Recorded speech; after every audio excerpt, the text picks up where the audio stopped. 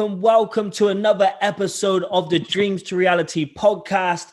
And today we have another special guest and another one as well, but I don't know where he's just disappeared to if you're watching this. But we got Rob Ford and Nigel Whittle who, yay, there he is. Firstly, guys, thank you for joining. This is my second kind of three-way conversation, so I'm really looking forward to it. And I've got quite a lot of questions around leadership and just kind of mindset and motivation, especially within this difficult time. But before we jump into it, Rob, tell me a little bit more about yourself. Who are you and where are you? Okay, I'm not in the normal, probably guest studios of podcasters, so I'm in Kish now.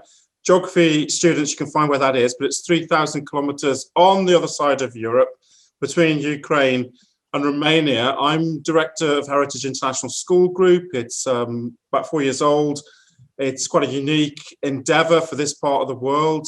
I've been involved in international education as a British Council ambassador for goodness knows how many years. I was principal of the Harry Potter School, the brilliant Wydeen, down there at the Forest of Dean on the Welsh borders, Cameron. So I do bring a bit of Wales to this corner of Europe as well. And yeah, it's strange to be here in the restrictions, in the pandemic, but you know, it's unified us all, hasn't it, across the world? Doesn't matter what country you're in or what the circumstances of your school, we're all fighting to keep our kids, you know, in education and not to be a victim of COVID. So it's brilliant to be here as well. Amazing, thank you. And you, Nigel?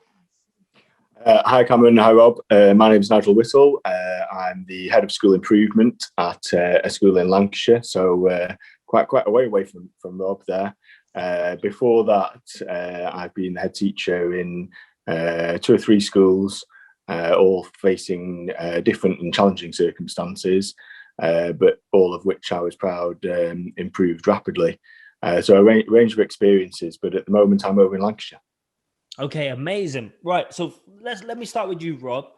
What has been one of the biggest challenges you have faced in lockdown, in COVID times, especially being in an international school? And then I'm also going to ask you the same question as well. So your biggest challenges, but what have you faced so far, Rob? I think it's finding certainty. I think we've got over 20 nationalities. I mean, operating a school in you know, circumstances that you know, like an English education system or knowing your schools down the road to work with. I think working in an international setting where your community is and your local school is, you know, many miles away, that's been really tough. Plus trying to work out, we know how, you know, a UK government will go or the support networks we have. Being in sort of Moldova and sort of, you know, country that, you know, is very different to the UK in lots of ways. That's been a real challenge. But on the other hand, having that community and having that sort of, you know, willingness to wanting to find the solution, that's been really good to actually meet that challenge. Yeah. I think being away from home, we all need our hinterlands, we all need our loved ones. You know, we talk about it being a lonely job. I think that's hit me personally sometimes as well in carrying what we've got to do in order to get through. But I think, yeah, just finding that certainty, and none of us predicted. I mean, we've been on this now for almost a year. None of us could have seen how long this would have continued. We planned for short term, we planned for medium term, we planned for return and hybrid in the autumn and then the Christmas. And here we are thinking we'll be wearing masks in September. Okay, perfect. Quickly, Nigel, what is school improvement? What does that mean? That's a good question. It'd probably take longer for me to explain in the time that we've got. I think it's about identifying where there are strengths in a school and really capitalising on the strengths in a school in a different school environment and making the strengths really stand out. But it's also identifying where the gaps are and where the school needs to make further progress at a whole school level to improve outcomes for young people.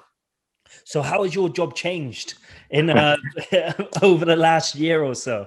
Well, that's a really interesting question. I think Rob's point around certainty is really relevant here because I was appointed to do a job relatively recently. Actually, I was appointed a couple of months before COVID-19 and before lockdowns and before these kind of things.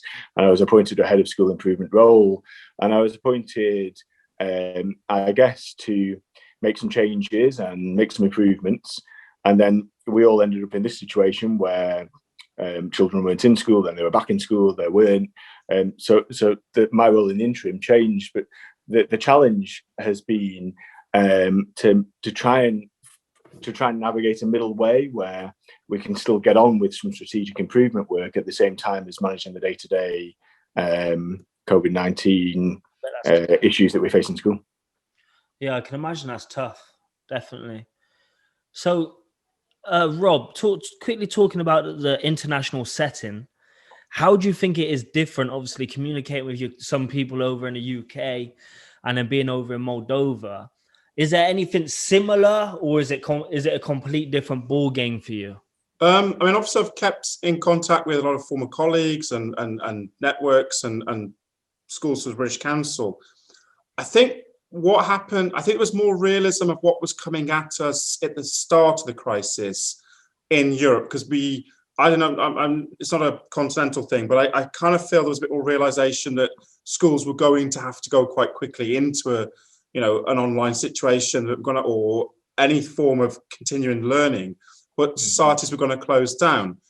I felt that there was more collaboration across sectors. There was perhaps, in Moldova, the government were really good. I've said to you before this story, the minister came here. So as the international sort of school that was doing it first, they wanted to come here and see what we were doing. Now, every school in this country doesn't have the same digital platform or same expertise, but what we did was get a commitment together to what a national strategy could be. So I think we saw national education communities work better together, not just in Moldova. I think the UK, I think school leaders were really struggling with the ambiguity that was coming out all the time. And what is emerged in the UK, in my experience, my daughters are at school there, and the local communities suddenly found their own solutions. I think that's if they were waiting for a government solution, but that didn't come for a long time. And suddenly, as this went on, you suddenly saw these amazing school communities get together and just provide for their kids. And we didn't have, I can say this, I suppose, being out here, we didn't have some of that visceral nonsense in the newspapers and the media.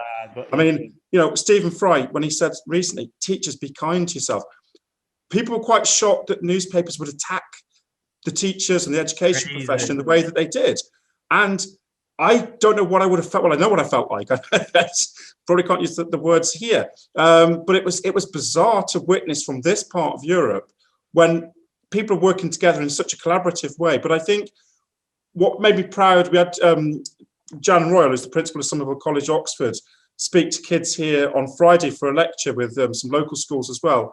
And what made me feel proud to be British, which if I can say that still, because we should be able to say that, is just education at its best, people working together. And I think that emerging now is a really proud thing. But at the same time, it happened much sooner for us out here, just because I think people out here are used to perhaps society having more upheavals and having to be a bit more resilient sometimes when the shops haven't got the food, or the toilet rolls, or whatever it was that knocks us off our sort of modern normal days and things. But I think all of us have adapted. That's the key word, as we know in education. I'm not saying new normals and so let me quickly flip that then, talking about that extra kind of pressure, the newspapers, in Twitter at times. Nigel, have you felt that pressure? that external pressure? Have the senior leaders you've kind of worked with felt that pressure? Because I also obviously know, Nigel, you're very well connected. I first met you at the Leadership Matters event. Of course, yeah. So you do a lot with Leadership Matters, Andy Buck. What is the general feeling, especially in SLT, and then also just around? What feeling are you getting? And I think just picking up on Rob's point there around the challenge that we were presented with in terms of national media, national press, that there was some cynicism and negativity nationally. But I think that the thing that has formed a protective bubble around some schools is the strength of their community, actually. So the school that I'm working with at the moment, it was inspiring to see the way the community really rallied, actually, in responding when we all had to go into lockdown, how members of the community sort of start helping each other in terms of food bank support, in terms of the school that I work with at the moment serves an area of particularly high disadvantage and unemployment. The school itself has got a high proportion of children eligible for free school meals on the special educational needs register. So, yes, it's a challenging context to work in, but also it was inspiring to see that the way the community really rallied to support people in that, really. So yeah, there were those kind of national pressures that Rob was referring to, and national challenges, national issues, and somewhat cynical approaches, but also, you know, the strength of the community can really, in some cases, form a protective bubble around that kind of pressure. Yes, it's been stressful and challenging and difficult, the degree of uncertainty and not necessarily knowing from one day to the next how we're going to operate. But I think the way communities support each other and the way that school communities come together in particular can sometimes, not always, but sometimes mitigate that. So talk to me a little bit more about that then, Nigel. Community, and how do you build, or how does a school build community? Because it's not always the case for some schools, right? They might not have the best engagement or relationships with parents and so on and so forth. How can a school start to develop a great community? Is that the right word? I don't really know. Yeah.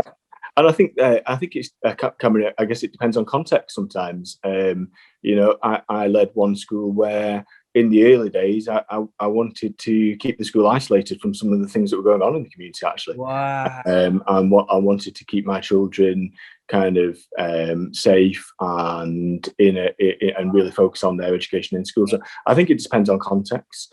At the beginning of this pandemic in March, the community really rallied together. So I'm part of a core leadership group now across the town, which brings together local police superintendents, chief officers, local GPs and medical directors, education, voluntary groups, all kinds of different organisations, and the leaders of those organisations meet weekly to discuss exactly the kind of question that you were just asking, really.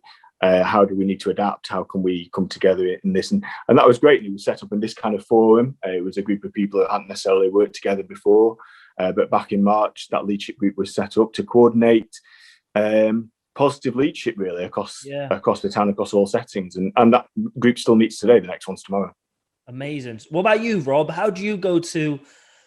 Was it quite hard getting the buy-in from everyone, because you've got experience over here, obviously being a teacher, SLT, headship over here, but then I guess going over to an international school in Moldova, how did they take you in okay? And then how do you start building up a relationship with the community and stuff like that? I mean, I thought about this a lot. If it had happened and had started, you know, at the start of it, I'd had a year and been able to sort of, establish and what we were trying to do with the group anyway. Then you brought over the Welsh mug, right? The Welsh mug's gone down pretty well, and rugby's going down well here. I mean, we had the first cricket and conkers here, which I was proud of. I think that's a really good question, because we've got over 20 nationalities. We've got three main languages. We've got Russian, Romanian, got a very strong historical divide there because of the post-Soviet times. We're navigating a society with lots of different bureaucracies, and that's always a surprise when you go into an international context. What we're used to in the UK, certain standards, certain things which we would consider to be normal in schools, you come and it's not, and then that's the challenge. But the lockdown and the pressures of keeping the education existing in any form as we could, and to try and get all those communities to buy in. I mean, we got people scattered across the world. We had kids. We still got families in Australia now who have been online a whole year because obviously they can't get out of Australia, and yet they've been on hybrid learning, and it's been really successful. What I'm in awe of always, doesn't matter where you are in the world, is just how brilliant teachers are and how adaptable, resilient, how they will go the extra mile and more. And you think about their well-being, and people were teaching out these small apartments, you know, for 3-4 months, and having their lessons and making sure everybody was sort of okay, and well-being of kids and keeping in contact. It was a real privilege, I suppose, but at the same time, there was a shared commitment that we had to get this done, and we had to somehow put it together. There was nobody. I remember there was one person tried to give me some advice about, and I can take lots of advice from all sorts of quarters. I've taken advice this afternoon from a 12-year-old about the dog shelter for the weekend, and he's got a really nice idea. I'm not too big or too long in the tooth. But it was one of those sort of nonsense things where, you know, you must do this. It was like nobody's led a school or a school group in these circumstances before.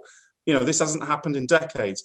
We haven't got a ready-made manual. We haven't got, you know, we know what works. We know how to keep our people together. We know our culture's strong. We know looking after the kids and getting everybody communicated with, and all that thing is, those are the important stuff we do. But I suppose with the community here, we sort of had some really quite quick wins in the crisis, especially when we got the minister. And for us as a school, I mean, Nigel's talking about that community involvement. Now, that would seem odd from our position as an international sort of, you know, fee-paying school in Moldova. But we had to go and help our sort of colleagues, because they wouldn't have got paid. If they'd have gone on furlough, or they'd have gone, you know, into summer schools, they wouldn't have got their salaries. And there was like a real big moral duty here that we did all of this. Plus we shared what we had, you know, and we also didn't do that you must be online 6 hours a day, synchronous lessons, because we've got some schools here that don't even have indoor bathrooms in some parts of the country. So it really did test. Well, I often think if I'd have come in new, what would have happened? I'd have been right, a rookie at the start of it. I think having a year to build the teams and having a year to sort of effectively put the school in a different position did help a lot. But I mean, it always sounds easy when you look back on things and say, we did this, we did this, we did this. Let's look back on things a minute, right? Nigel, a couple of years from now, everything's passed, COVID's done, we're all safe again, back to normality, whenever that is. How would you know? How would you know this time was a success? How do you know you made the most of this time? You've done well. Is there any measuring sticks we can kind of look back and be like, actually, we responded well in this time? That's a great question, Cameron. I think I tried to think. I mean, great leaders are constantly learning, aren't they? Bob was there just talking about sort of receiving advice from people, listening to advice from people. I think we're always learning, and I think we've all learned so much from the first lockdown. So our systems are miles better this time around than back in March. The work that we set for our young people is better. The way we work with our teams are better. The way we look after staff wellbeing is better, and we've got a whole tranche of different activities and support there. So I think, you know, even in a relatively short period of time between the first lockdown and now, we've learned a lot, and I think we're able to apply what you're saying in terms of, you know, we know what's better now. You know, we had the dubious pleasure of having one of the early Ofsted interim inspections, which was looking at remote learning provision in particular. That was back in November now. Wow. So late November, and two of Her Majesty's inspectors came to interview me and my colleagues about what great remote learning practice looks like and how we're safeguarding the young people, etc., etc. And actually, you know, it was a useful process to go through for lots of different reasons, because they pose the kinds of questions that you just asked, really. How do we know we're getting this right? What's student engagement like, etc., etc. I think, you know, so even in a 6-month period, we've learned a lot. We've refined systems. I think, you know, Ofsted agreed when they visited and said that, you know, student engagement was good, and they were engaging with their lessons, but they were also engaging with the pastoral wellbeing work that we're putting on. What we've tried to do is replicate as much of the normal school as possible, but remotely in many cases. And we're still open to around 100 vulnerable children or those are key service workers. So what we've tried to do is replicate as much of the normal school as possible, and that includes wellbeing activities, it includes pastoral time, it includes checks in with their form tutoring heads of year, etc., as well as their academic study. And we want to obviously replicate the same level of commitment to staff as well. So that's over a relatively short period of 6 months. Fast forward a few years, who knows what we'll look back on. And it's crazy. You have to think about it. So obviously you both know what I do, and even when I'm working with like a year 10 group now, I think, wow, when they first went into lockdown, they were only halfway through year 9 maybe. And when you think about the difference from year 9 just to year 10, and it blows my mind. And when you think, if you're a teenager in school, that time missed is huge, really, isn't it? And I think if just picking up on that, I think if in a few years' time we can look back and say, there are some people in education at the moment, or there's some courses really catastrophizing the situation for young people. I read something this morning talking about a lost generation or the COVID generation, and I think that's something we really need to work hard as a profession, and those involved in education to avoid, really, to say that actually, to answer your question, in a couple of years' time, if we look back on this time and say we really took the most of opportunities that were presented to us, we learned about different technologies in a different way, we began to work in a different way. Children in 2 years' time look back and say we were really looked after and supported by the school in that period of time. I think there's the risk that we really catastrophize what's going on at the moment and say, woe betide the children, they're never going to catch up, when actually we know that schools are full of expert professionals who are ready and waiting to catch children up when they return. And it's interesting what you say, because I think that there's also another element of different skills which they would have picked up in these difficult times, Absolutely. And if there's one thing, it's amazing and quite inspiring to see actually how many teenagers are still doing the work and still stepping up. And if they can motivate themselves from their bedroom, I mean, that takes a lot of kind of courage, and there's a lot of distractions. So overcoming those barriers is hard and impressive at the same time. Quickly then, Rob, similar question to Nigel. You mentioned that the people in Australia, they're doing a lot of the hybrid learning you're talking about. What is that? Is that teaching in the class whilst being filmed? Well, basically, we've got the class. We're physically returned. We've been physically returned since the 1st of September. So this is week 22 of 35 for us. So again, my parameters are quite different, because we know that we can finish this model at the end of May. Then we've got a long summer ahead of us. So that in itself changes the way that we plan and we think. But effectively, we've got about 95% back in the schools. Wow. But we've got case numbers going up again. So again, it's like watching these sort of rising levels and then lowering levels.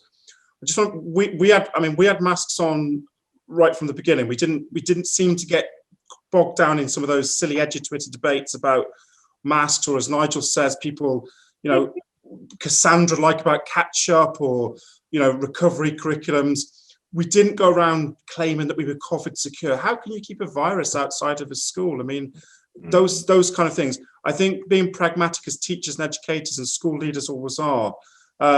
So we sort of found solutions. I want to cut you short, right? Because I think go on. I think this is perfect. You say, as a leaders, I think as a good leader, you got to be somewhat honest. Like, you got to be honest, you got to be transparent. How do you get that message across then to your school? But okay, I can't guarantee you're safe. But what can you do to create some type of certainty so people look up to the head teacher, the SLT, and be like, okay, we're in this together, and we can only control what we can control. How do you do that? Do you be completely honest and say how you feel, or is that a process to follow? I'm going to be curious to hear Nigel from his schools, but from our point of view, with a lot of people in our communities, like, well connected in the international community, diplomats, ambassadors, heads of UN, heads of WHO. Wow. We have a very strange community on lots of levels anyway. So, but at the same time, I remember the first time we had cases, and I have to say, carrying that burden, again, reflection, nobody prepares you for that on your MPQH or watching some brilliant, mentor go through the routines. I think the honesty was really important, but at the same time, I was asked why I wasn't going to publish every day if we had a case or a class in quarantine. I said, what we'll do is we'll publish accumulatively every week or every couple of weeks. I don't want to be standing up on some sort of doomsday scoreboard about the numbers or get into that sort of game of whatever. We were very, very sort of open about the measures. The ministries here, health and education, were very good. They gave us 7 options in the summer on how we planned our return.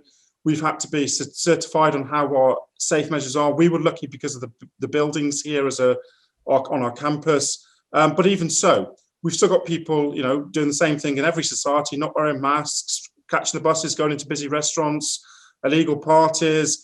There was a big limo party at the front, had to basically say to the 2 classes that crossed their bubbles, you will not come into school for 2 weeks. We had legal action because we did the siblings rule, that siblings couldn't come in if there was a case.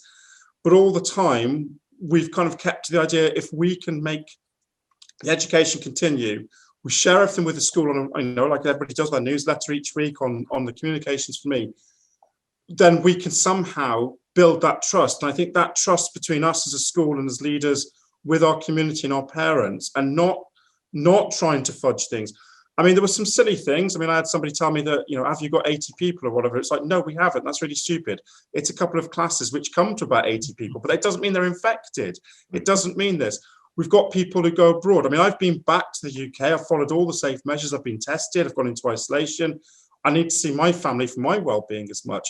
So I had somebody say to me, well, you went back to the UK at Christmas and the UK's got this horrible new variant of the COVID. Well, I came back, I got tested, I went into isolation. That's how we're having to operate, because doing nothing can somehow just wishing it will just go away and we can wake up from hibernation. That's not going to happen. I mean, this is what Nigel was saying about everybody has worked to make sure that we've continued this, in whatever form we can. Amazing. Right. So big question now, Nigel. What makes a great leader? It's you are good at this, Cameron, aren't you? I like how we go from talking about COVID secure measures and wearing face masks to some pretty profound questions. I mean, I guess I'm giving the people what they want. Give the people what they want. Motivation. I'm glad he asked you that first. I got time to think about it now, Nigel. I think I can answer that maybe in relation to a bit in relation to the last question that you just asked, actually. Rob said, there was no module on MPQH for how to manage a global pandemic. Certainly never appeared anywhere. Certainly never appeared anywhere in my headship training. But I think this is a test of it's easy to it's easy to hold the ship steady in calm waters, isn't it? But I think the test of a great leader is how we respond when times are really tricky, when times are challenging. And I've led schools in particularly difficult circumstances, whether that be special measures or in cause for concern, where behaviour might not be good, where the quality of teaching needs to be improved. I led in different and challenging circumstances, but never, I guess, as challenging as this one. And I think it's people will judge us for how we lead, not when things are easy and simple, but when things are hard. And I think when things are hard and challenging, great leadership's needed more than ever. And we're talking about, I think, communicating really regularly and openly with people. Going back to your question before about how you bring people with you, I think you can be honest with people, and I think the key to that is just really regular and consistent communication with them, keeping them fully posted. Rumours grow legs, don't they? And all kinds of myths emerge if people hear things. So I think regular and open and consistent communication, making sure that we look out for people and we look after them, making sure that we're astute enough to spot when people might be struggling, but not saying anything about it. Do you think this whole situation has scared potential leaders away from trying to progress up the ladder in education? I think there's been a lot in this country, certainly talked about that for a while, actually. Before this happened, there's a generation of head teachers who are retiring. Where is the pipeline of new leaders coming to replace them? I guess there are sometimes correlations between, particularly in the academy sector, a bit of football manager syndrome, where very short-term quick wins, improvements are needed, and sometimes in some school settings it takes longer to show sustainable improvement. We talked about community. We talked a little bit about culture. So yeah, 100%. Absolutely, and it takes time sometimes, and I think sometimes people think are deterred from that sort of most senior position because they feel like they won't get enough time, I guess. So I think it's been around for a while. That sort of feeling is, do you really want to put yourself in that position? For me, I think it's the best job in the world. That I always have. I think it's about. I realised early on that you can bring about more positive impact and more positive change for young people from a position of more responsibility than less. Sometimes there's some sleepless nights that comes along with that, and there might have been a few more of those over the last 6 months or so. Yeah. Do you think there's empathy has been a bit more kind of displayed since everything's happened, a bit more kind of consideration for head teachers and senior leaders since obviously COVID's happened? Well, no, I don't know. I don't know. Rob said before, it feels like a pretty lonely job at times. I think it does feel a bit lonely at times. I still think it's the best job, and I think the network of people who you can build around you help with that. Whether that be your friends and family, or whether that be your professional learning community. I've really rested on the support of colleagues, whether they be head teachers in other schools, friends, family, people in different roles. You mentioned the Leadership Matters Network, Cameron, there, working with people. I was once upon a time part of the Future Leaders cohort, now the Ambition Institute. I'm still in touch with people there. So I think it's how you build that sort of network of support around you and both share ideas and back each other up as well in equal measure. Yeah. Okay. Amazing. Rob, how about you for this whole kind of leadership conversation that we're having, especially as you said, you've got many kids with their parents work in many different areas. What makes a good leader, especially in your job or being a head teacher? It's really, I'm really fascinated to listen to what Nigel said, because Nigel, you remind me of the quote, "A smooth sea never made a skillful sailor." And it's gone through. I love it. No, it is. I just, when you said about the water and just, not standing still on the boat. I spoke to a group. We're in a group here of the Black Sea region of schools. So Turkey, Ukraine, Romania. It's COBIS, which is the British Overseas Schools, and we're a member of that. And we just listened to each other last week, and just listening to different experiences. As Nigel said, you draw strength from each other. A true leader doesn't actually want the role on lots of respect, many respects, because it's not for the ambition or the naked sort of aggressive ambition. It's actually using the position and using the responsibility for good. And in this crisis, we're in the arena. Teddy Roosevelt's, we are in the arena, and I think it might be David Carter or Andy Book that said this recently. If you're not in the arena, you shouldn't really be then criticising the actions and what we're doing. But we are in the arena right now, and this is the role we've taken. And I think the great leaders we've worked with, Nigel, I've got a brilliant mentor in the States who I turn to every now and again, and he'll just say a couple of little nuggets to me, and it's just all I need to hear. Or he'll just say something like, stop beating yourself up about this. Go and take a walk. Go and take your 5 minutes. Stop giving them the rent-free space in your head, or go and talk to some kids. Go and walk around the school. Go and see the school in action, or go and talk to a kid on the DLP who no one's picked up the phone to for a couple of days. See how they're feeling. Do the job. And I think we're seeing that leadership everywhere. I think there are great leaders going to come through. I'm saying more in hope than probably in substance, but I think there are so many people in education who have actually seen good examples and good role models, brilliant schools working together. I didn't want to jump into the paradigm shift language or the reimagining education, because I think at the moment we're practical and purposeful, and we're going to just get our communities navigated down to the end of this crisis, if it's going to be in the second half of the year with the vaccinations and whatever it's going to come, or living with it as a sort of, a flu-like seasonal thing. But I think we are drawn upon the strengths that we had. I don't think we're sort of floundering in the dark anymore as school leaders. We've certainly found, the way we can get ourselves through this. But, Amazing. we're learning. And we are learning all the time and what's going to work and what could come around the corner still. Okay. Because you guys have both said a quote, I feel like I'm going to have to. Right? We're all in the same storm, but we're not all in the same boat. Oh, there we go. Oh, look at that, Nigel. Fantastic. Cameron, I don't see behind me. I know you love Wales, but our art teacher painted this for me here, and it's a Welsh phrase, "Imi ar ho hyd," we're still here. And the Welsh sing it, of course, when they're beating the English at rugby.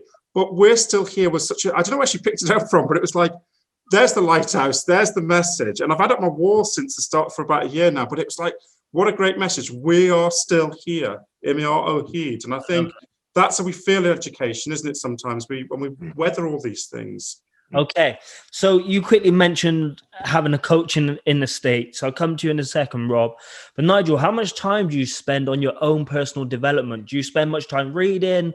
I know as you said, you've got a good community around you. How important is that? How much time do you spend on your own progression as a person, your well-being, and those type of things? I guess less over the last 6 months than before, in all honesty. But I think that's really important, Cameron. It's something I really encourage aspiring leaders, senior leaders, the leadership teams that I've worked with to make time for it. And in a busy school day, regardless of whether there is a global pandemic or not, but in a busy school day, in a school in tough circumstances where there's a lot to be done quickly, then I think that's one of the easy things to neglect. But I think it's so important, and I'm really honest with people when I speak to new teams or staff or colleagues when we do any kind of middle leadership training or senior leadership training or development. I'm always really honest with them and say that I wouldn't be doing the job that I'm doing now if it wasn't for brilliant professional development that I benefited from. Is it important to just not just kind of engross yourself in educational content and also read different things as well and get a different perspective from different areas? So for example, with my fake bookcase back, this ain't real, by the way, guys. Isn't it? It looks real. I do. It is, Rob. I was going to say. That's not just some random Zoom wallpaper. Your hand was like touching the wall at that. But I've got books from all different kind of areas, whether it's business, whether it's education, whether it's well-being, leadership, you name it. I think we can sometimes get too engrossed just into our kind of field. Do you read outside of that? Do you learn outside of that? And why is that important, Nigel? Okay. Yeah. Yes, definitely. I think too often, if you look at the education profession, I don't know the exact stats around this, but too often you look at teachers who once upon a time went to school as a young person. They then went off to university, and then they came back after leaving university into a school age 21 to be a teacher. And sometimes I think some of the best teachers that I've worked with are teachers who have some broader life experiences, actually, people who have gone off and done other things, and leaders as well, and seen the way different environments operate. And just the other day, actually, I sent Andy, who Andy Buck, a manual from the US Army around leadership and training. I think there are so many different, I'm not holding that as an example of best practice in any way, but it was just something to provoke thought, really, to look at, we've not got all the right answers. And sometimes we need to look broader than our own environments to do that. I think that's important, though. And as you said, it's not to say that's the best practice, but sometimes there might be something you take away which you can apply, which might work. Or you can also learn what not to do as well, right? We always talk about what we can learn from people, but sometimes we can also learn what we don't want to do. And I think that's quite, that's sometimes forgotten. How about you then, Rob? Do you spend much time on personal development? And if you do, how? Again, you're throwing some good questions. You have to really think. This is good personal development. I think losing the art of reading, and as Nigel says, not just getting engrossed down into educational leadership theory, it's hard not to, because we're all fascinated and there's so much stuff being generated right now around the profession, around teaching and learning and leadership. But I think it's important to have a hinterland. I think it's really important. We've talked about family. We've talked about, you know, being able to go and have a meal, switch off, glass of wine, watch a film, you know, those kind of things. I think the point you're making about learning from other professions is really important for education, because I think sometimes we do get into our own echo chamber a little bit too much. We feel this is the way it's done in education, and you can't. I mean, Nigel will tell you now, some of the best mats in England, they've got people from all walks of life. Their business managers are bringing in these different strengths, some of the CEOs, some of the governors. And I'm going to say now, I would not have operated the model I've got going here. And I think it's, touch wood, successful as my Forest of Dean, Wydeen piece of oak. It wouldn't have worked unless I got people from the WHO, the UN, helping me navigate, giving me advice. They're not worried if I say I don't know the answer. I mean, that's what I love about the context, that you can actually say, look, we don't have the answer right now, or we've got to see what happens when this happens. But I think it's always very important to have that hinterland and not become, because we're not good to anybody. If we burn ourselves out too quickly, none of us are superhuman. Nobody's expecting us to be superhuman. So, you know, but at the same time, if we're going to be in the arena making good decisions, we've got to be at our best too. We've got to look after ourselves as well. And I don't think we always do that. If I just come in there, Cameron, because I think Rob's made a fantastic point there about sometimes leaders thinking they've got to have all the answers. And I think particularly in you know, my first year leading a school, I felt like I had to have all the answers if people asked me things, you know, and I think that shows a level of experience there, I guess, that when you realise that you don't have to all the answers, and part of our role is to facilitate that from others. I think that's fantastic, Rob. Thank you. Yeah. I got my academic director in my head, who just is a wizard. And my successor at Wydeen was such a brilliant timetabler. Business managers and know public liability, health, and things we don't always have experience at, but we're bringing them all together. Perhaps that's our role. But I like finding answers. That's education, isn't it? We learn. Okay, amazing. So before we wrap this up, if you could sit down, I'm not going to do 3 people, but any one person, dead or alive, they can't be a grandparent or anything like that, but somebody famous maybe, somebody, an incredible leader, I don't know, whoever it is, what one person would that be? They can be famous, you name it. Rob, how about you? On the spot first. I've been lucky because you've been asking Nigel these things. Right, not John Adams, second US president. Read David McCullough's book on him. The founding father that appointed Jefferson to do the Declaration of Independence, John Marshall of the Supreme Court, George Washington, Commander-in-Chief of the Continental Army, not famous for being second president, but famous for being instrumental in giving people and their talents all the release and energy. So John Adams would be amazing to know.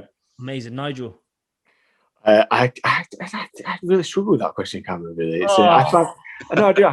I know it sounds disappointing. I'm fascinated by this kind of thing, actually. I'm fascinated always to get different people's insights. You know, what would X person think about this? Now, somebody said to me the other day, actually,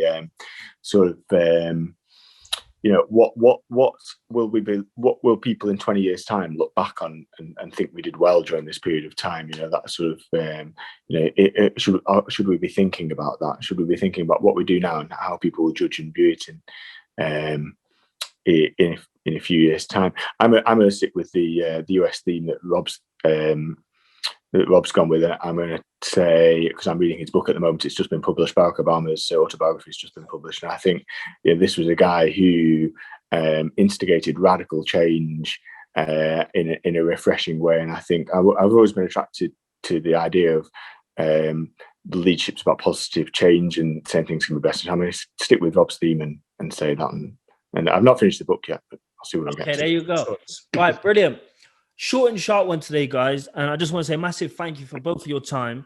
And I've also said to you both as well that I think this should be a regular thing, having different people on and discussing different kind of topics, whether it's every month or every couple of months, because everything's moving quite fast, isn't it? And if we can all kind of stick together, then I think so many people will benefit from it. So with that said, Rob, Nigel, thank you for being here today. Cameron, thank you. Thank you for all you're doing as well. You're inspirational, and kids absolutely love what you're doing as well. So keep doing what you're doing, and thank you for bringing people together. I'm trying. Great work, Cameron. And my children in school are particularly looking forward to meeting you when we can get that sorted. Definitely. With that said, guys, that is another episode of the Dreams to Reality podcast. And remember, in life, there is two tables. One table full of excuses, another table full of results. You can sit on one table, but you cannot sit on both. That's another episode. It's Cameron Parker here, and I'll see you next time. Bye-bye.